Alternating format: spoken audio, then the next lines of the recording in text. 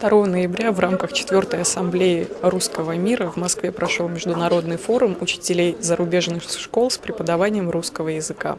На форум слетелись учителя более чем из 50 стран мира.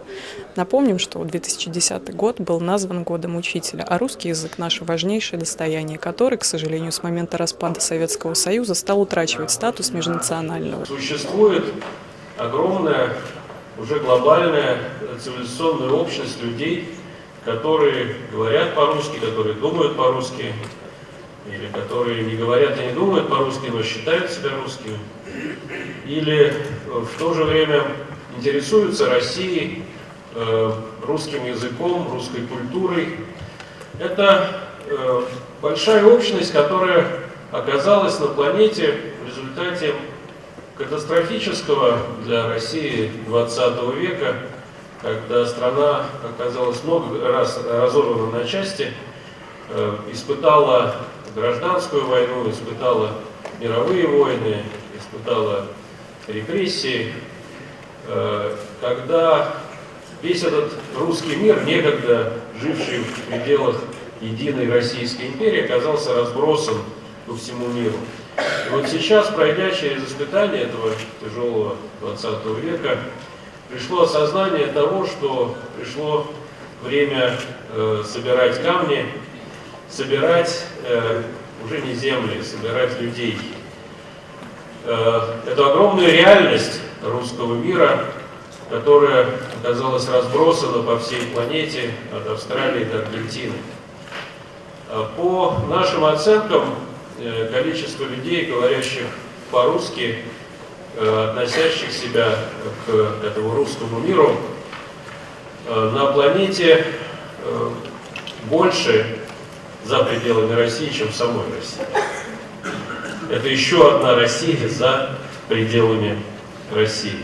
И русский мир – это название нашего фонда, который был основан указом президента Российской Федерации в июне 2007 года.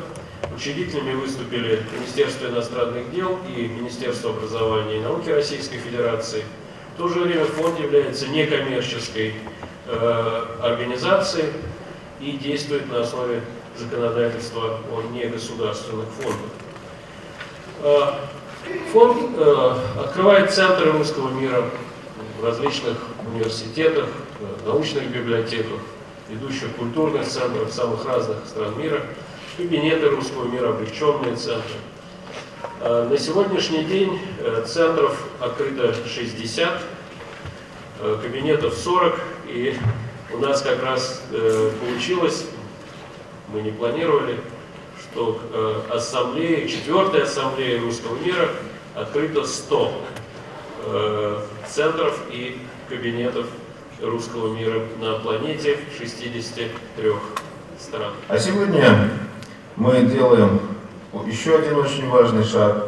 Открываем новую страницу сотрудничества в сфере школьного образования и укрепления позиций русского языка за рубежом. И, конечно же, говорим о задачах, стоящих перед любой школой в 21 веке и перспективах ее модернизации. Во всех странах сегодня говорят о школе, соответствующей новым требованиям, предъявляемым к ней учениками, родителями, обществом и государством.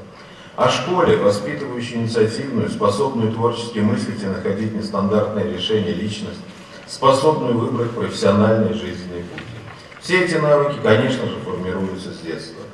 И школа является важнейшим элементом в этом процессе. Но не менее важной задачей для школы и всех нас является формирование личности ребенка, способного воспринимать и уважать ценности и традиции других народов, их культуру, историю, способного жить в нашем поликультурном мире. Вообще, наверное, пора признать, что миссия образования гораздо шире и выше той, о которой мы все время говорим, как в форме передачи знаний. Я думаю, что пора говорить о том, что миссия образования – это формирование отношения человека к миру и к себе в этом мире.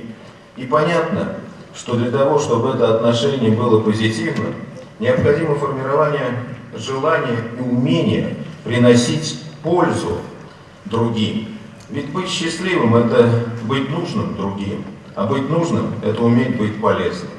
Поэтому образование должно быть одним из важнейших факторов консолидации общества. Мы помним, что нас объединяет общее прошлое, и хотим, чтобы у наших детей было будущее, в котором они станут друзьями и добрыми соседями. Воспитывать их такими и есть одна из важнейших задач, стоящих перед современной системой образования наших стран. Я, говоря о наших больших задачах, которые перед нами поставлены, хочу обратить только на несколько вещей ваше внимание. Первое – это то, что мы активно принимаем участие в реализации федеральной целевой программы «Русский язык». Конечно, здесь мы активно работаем с нашими коллегами из Министерства образования и науки в первую очередь. Естественно, мы работаем фондом «Русский мир». Но, естественно, мы работаем МАПРЯ, уважаемой Людмилой Алексеевной, которая сегодня по всему миру помогает нам проводить совместно и самостоятельно с вами или без нас огромное количество мероприятий, связанных с подготовкой и переподготовкой учителей и преподавателей. Конечно, мы здесь опираемся на базовый институт русского языка имени Пушкина. Среди новых задач, которые нам поставлены уже в будущих годах, русский язык совместно с Миноборнаукой в следующем году будет иметь определенное изменение. Среди них нашим агентством поручено стать государственным заказчиком федеральной целевой программы на двух направлениях. Первая задача связана с поддержкой русского языка как основа развития интеграционных процессов в СНГ. И второй задачей является удовлетворение языковых и культурных потребностей отечественных за рубежом. Для этих целей выделены приличные, так сказать, бюджетные средства. И мы сейчас с Миноборнаукой отрабатываем новую программу с января будущего года. В этом плане я полагаю, что то начало, которое мы как пилотный проект начинаем работать в некоторых странах в рамках наших центров науки и культуры, создание учебно-методических центров начинает давать положительные отклики, и, я полагаю, мы, начиная с следующего года, будем этот опыт тиражировать. Это опыт почему положительный? Потому что при вашей поддержке и при согласовании с местными органами образования, просвещения, мы совместно нарабатываем тот вариант совместного взаимодействия, который не выходит за рамки местного законодательства. Сегодня с рядом российских министерств, ведомств и высших учебных заведений мы приступили к работе другой концепции. Это что из себя представляет русская школа за рубежом. Школа с русским языком преподавания тоже нет особой ясности. Такая концепция будет разработана, и на базе которой уже будем составлять программы нашей деятельности за пределами Российской Федерации.